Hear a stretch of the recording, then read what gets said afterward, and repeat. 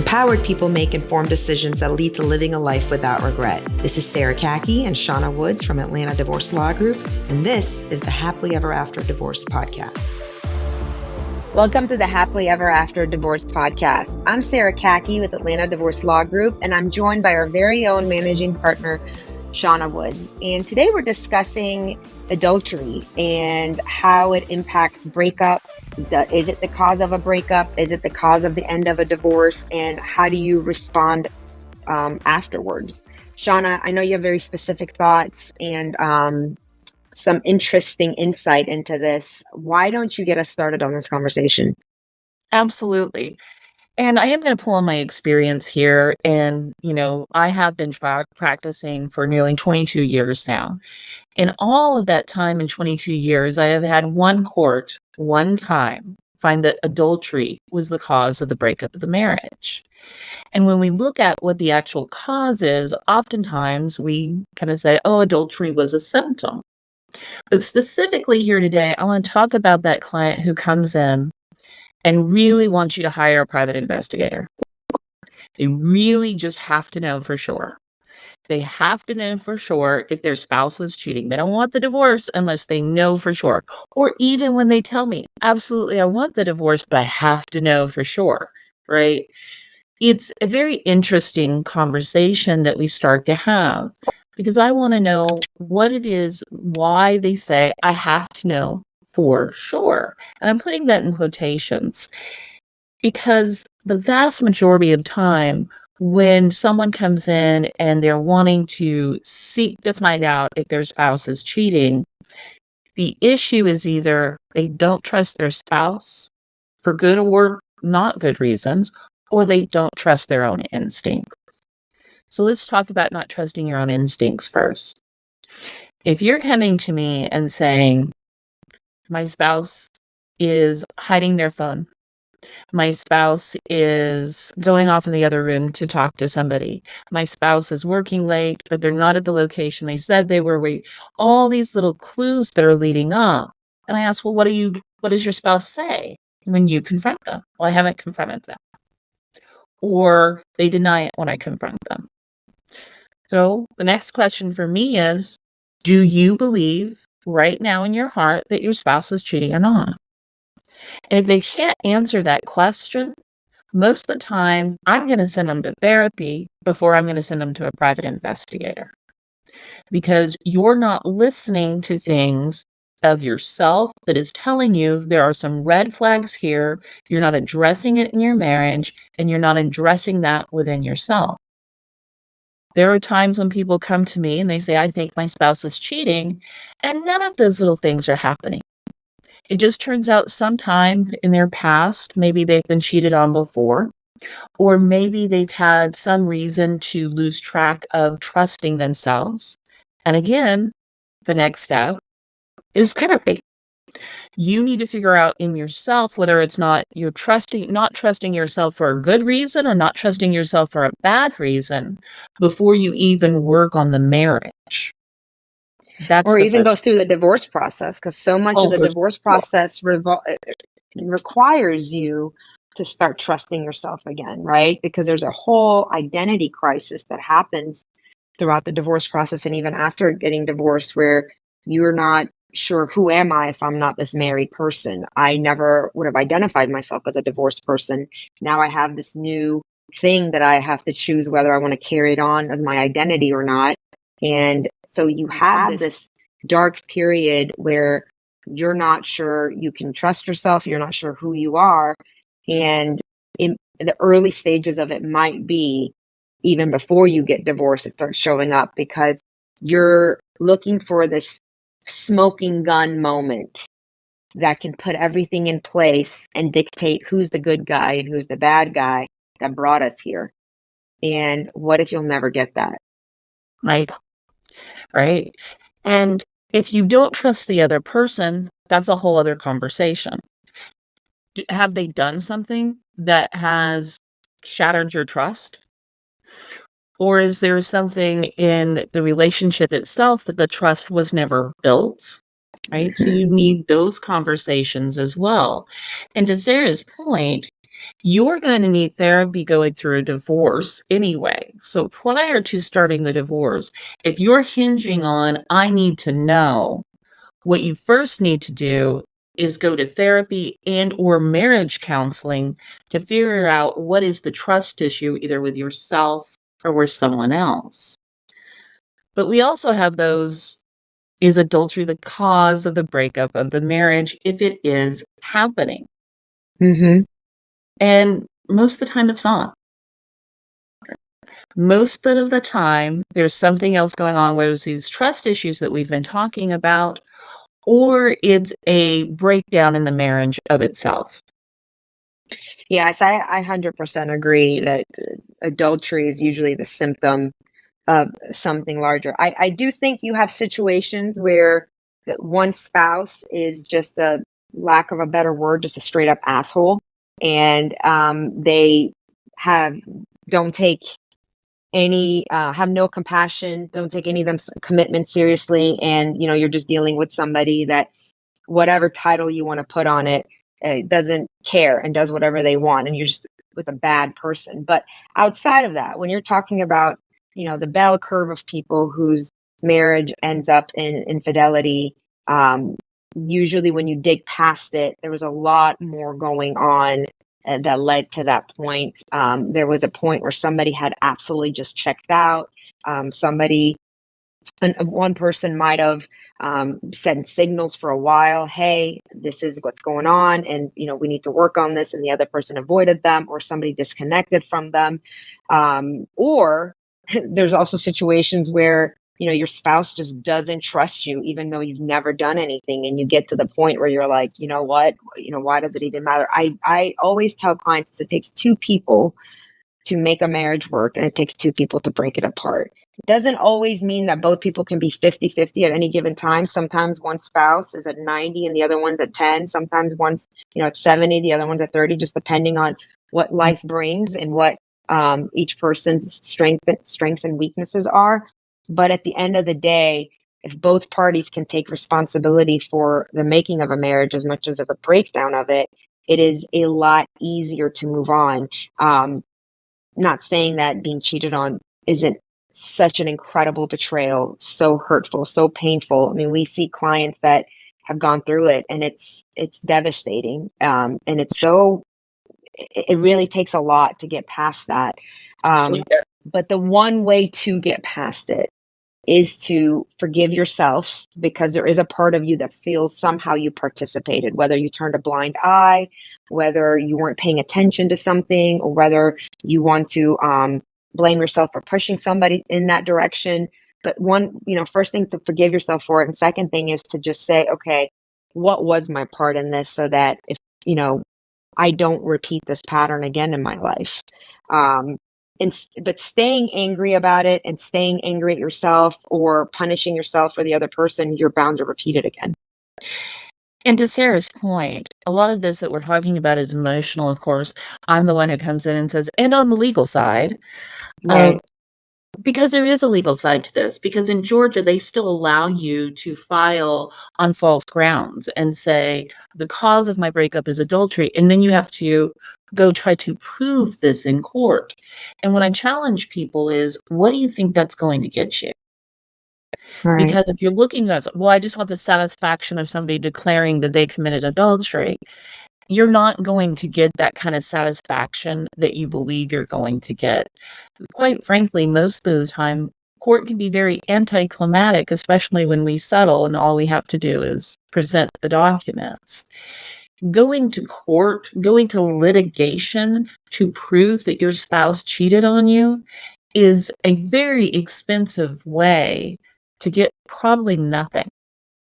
Right. You're probably not going to get that satisfaction that you felt you wanted. I might get some zingers on cross-examination or on her, I might really beat that person up.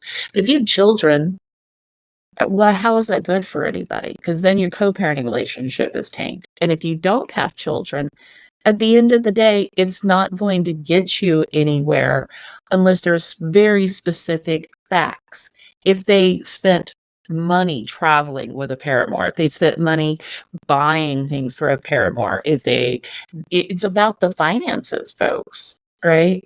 If they have dissipated an asset, whether through adultery or any other means, we might be able to regain that asset back, but nobody's going to stand up in court and say, your spouse was the devil and they cheated on you. And you're not going to get that kind of affirmation if that's what you're looking for.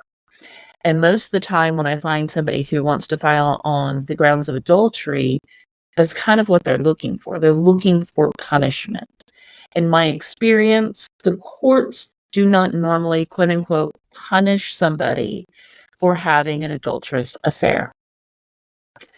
We've all come to the terms, like Sara was saying, that there are two people in this marriage. There are two people who make a marriage and two people who break a marriage. That does not mean I condone adultery at all. I think it's one of the most hurtful and harmful things that you can do to a family.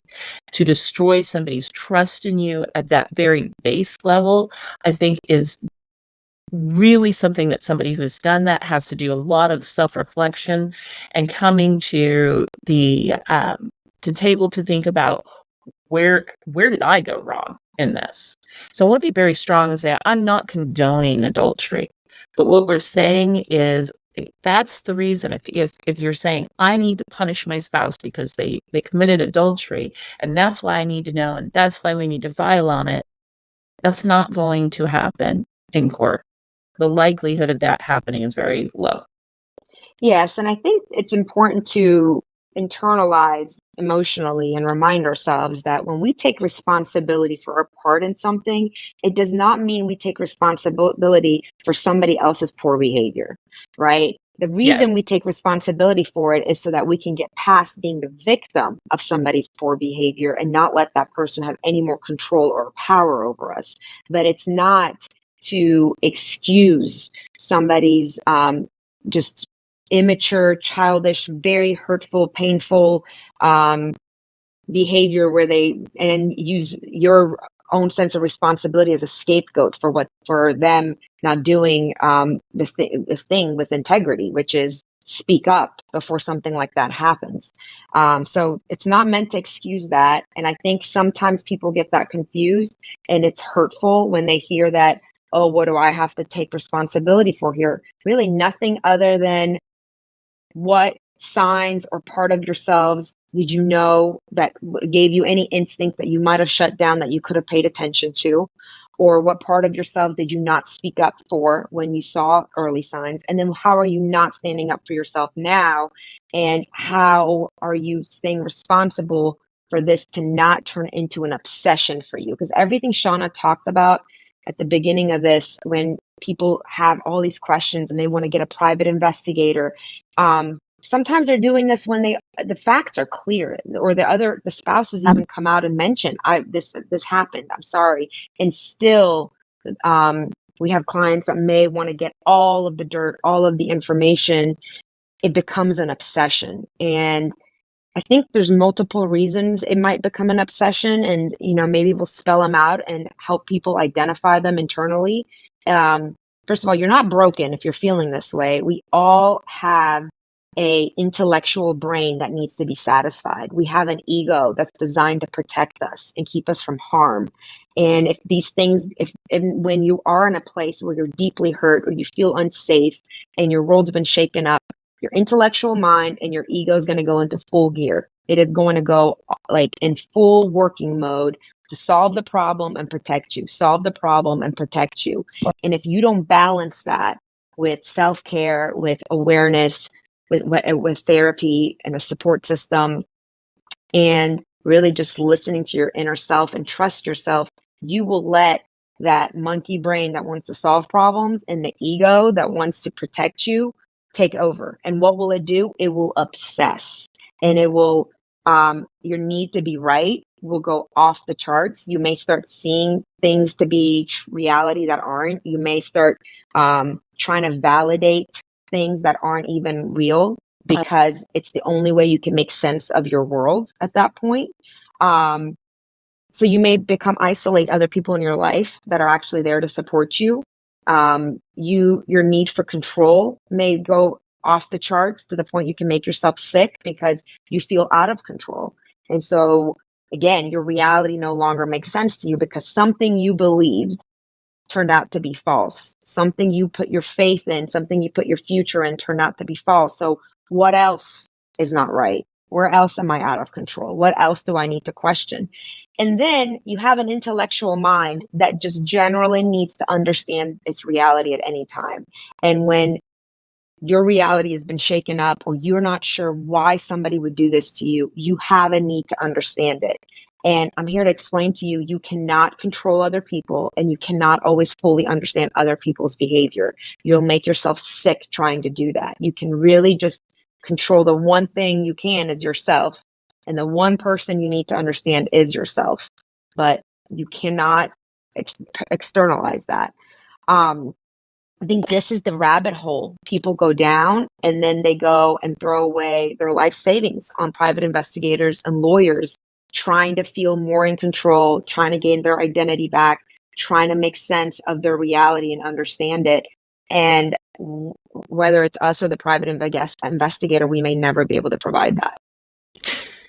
And to Sarah's point, even if you find out information and it confirms that this person is stepping out, a lot of times what happens is the specifics of the information that you find out are more hurtful than just knowing that it happened. And why is it that you want to do that to yourself? Why cut that wound open and pour salt in it? It is so detrimental sometimes when I meet with clients and they have that kind of information and they can't unknow it. They can't unsee something or they can't unhear something. And they knew all along that this marriage wasn't going to work. And yet they had to have that kind of confirmation that Sarah's talking about. And what happens is it didn't help. It only hurt them worse. So what we're encouraging people to do is really kind of trust in yourself. And if you can't trust in yourself, let's take a moment and understand why. What is it going on? Is this reality? A lot of times it is. Or is this something that's a issue that you just need to work through with your spouse, a trust issue between the marriage? But I really love the way you said that, Sarah. I think it's very important to acknowledge that we all do this. We all check ourselves and say, am I seeing what I'm seeing? Right. Anytime I see something odd, you kind of take a step back and that process goes into it. So it's fine that you're doing that. There's nothing wrong with you. But when you get to the stage when you're coming to see a divorce lawyer and you're asking about a private investigator, that's the time to take a hard check. Yeah, and I'll leave people with this thought is to get past this, whether it's you're staying married or you're getting divorced, because there's plenty of people who get past adultery and are able to stay married and go work on the marriage. The anecdote to this is creating a vision for your future, whether it's a vision for your future post-divorce or vision for your marriage post the adultery. And then let that vision of the future paint your present. Let that dictate what you do now. If you are going back and obsessing over the adultery, past the point of diminishing returns to your health, to your relationships, to your mental sanity, then you're letting the past paint your present. And that will put you in an endless loop.